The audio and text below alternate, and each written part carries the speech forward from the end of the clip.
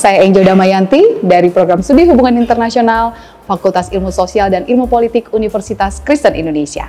Hari ini kita akan sama-sama mempelajari tentang kenapa sih terorisme itu ada di Indonesia. Bahkan mungkin buat kita yang kemarin melihat ada kasus kekerasan terjadi di Papua dan kemudian mengaitkan itu dengan terorisme, seakan-akan melihat bahwa sepertinya terorisme belum selesai ya di Indonesia, dan betul bahwa terorisme masih akan menjadi masalah yang dihadapi bukan hanya oleh Indonesia, tapi juga banyak negara di dunia.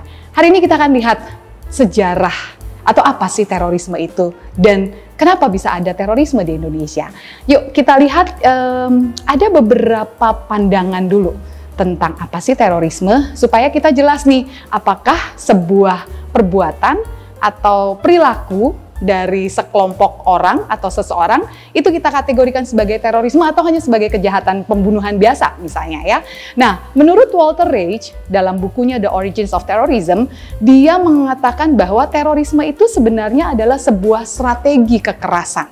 Sebuah strategi kekerasan yang didesain, dilakukan untuk menimbulkan ketakutan dalam masyarakat luas. Sehingga terorisme bisa dikategorikan sebagai sebuah strategi kekerasan, menimbulkan ketakutan dalam masyarakat luas. Lebih lanjut, Bruce Hoffman dalam bukunya Inside Terrorism, dia mengatakan bahwa yang namanya terorisme pada dasarnya dan secara inherent melekat dengan politik. Dengan kata lain, terorisme itu selalu dikaitkan dengan bagaimana mendapatkan kekuasaan, bagaimana mempertahankan kekuasaan, atau bagaimana menggunakan kekuasaan untuk mengubah sebuah kondisi sosial politik dalam masyarakat. Nah, Hoffman kemudian mendefinisikan terorisme sebagai sebuah kekerasan atau ancaman kekerasan yang digunakan atau dilakukan dengan tujuan politik. Itu kata Bruce Hoffman. Lalu ada lagi pandangan lain dari Gerald Chalian dalam bukunya The History of Terrorism. Dia melihat agak berbeda. Chalian kemudian mengatakan bahwa terorisme itu sebenarnya adalah sebuah alat, sebuah taktik, sebuah senjata, strategi yang digunakan oleh mereka yang merasa dirinya lebih lemah ketika mereka melawan atau mereka menunjukkan pertentangan terhadap orang-orang yang berkuasa. Karena mereka tidak punya cara lain untuk menyampaikan perlawanan terhadap yang lebih berkuasa, mereka kemudian menggunakan cara-cara teror atau terorisme. Jadi menurut Gerald Chalian, sekali lagi, terorisme itu hanya cara, hanya taktik yang digunakan oleh kelompok yang lebih lemah ketika mereka ingin mencapai sebuah tujuan. Lebih jauh, Hendro Priyono kemudian mengatakan terorisme itu adalah sebuah perbuatan yang menimbulkan rasa panik atau ketakutan yang terjadi secara meluas di dalam masyarakat. Ya, jadi kata kuncinya menurut Hendro Priyono ini menimbulkan ketakutan dalam masyarakat luas. Baru itu dikatakan sebagai sebuah teror. Dan terorisme dilakukan dengan cara-cara kekerasan atau ancaman kekerasan, baik secara fisik maupun secara psikis. Dan tujuannya, harapannya adalah supaya kelompok ini mendapatkan dukungan publik untuk menekan atau untuk mencapai tujuannya. Ya, untuk menekan kelompok yang ingin dia sasar dan untuk mencapai tujuannya.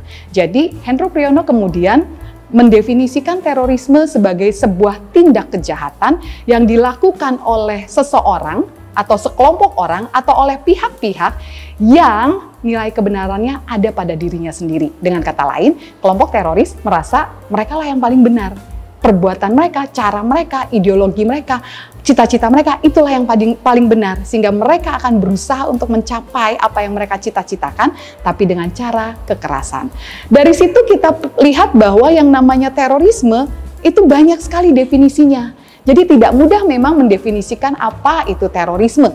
Ya, bisa dilihat dari siapa pelakunya, ya, siapa sih orang-orang yang kita kategorikan sebagai teroris.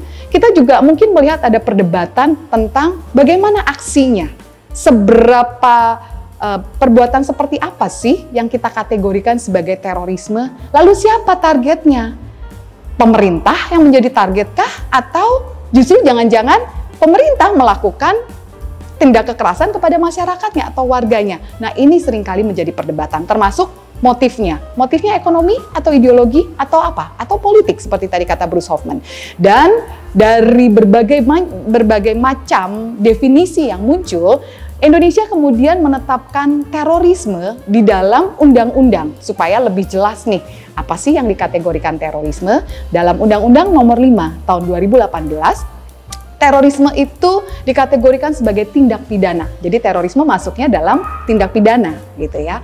Dan terorisme dikatakan adalah perbuatan yang menggunakan kekerasan atau ancaman kekerasan yang menimbulkan suasana teror atau rasa takut secara meluas. Sekali lagi, rasa takut secara meluas.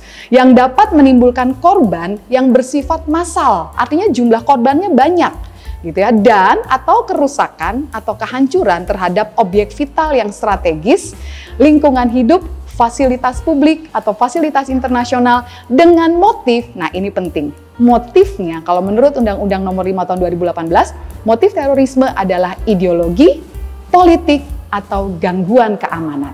Jadi kalau hari ini kita melihat misalnya ada aksi-aksi perbuatan-perbuatan yang menimbulkan rasa takut yang meluas dengan motifnya adalah ideologi atau politik atau gangguan keamanan, maka tidak salah kalau pemerintah kemudian mengkategorikan mereka sebagai kelompok teroris. Karena apa? Karena sudah ada dasar hukumnya.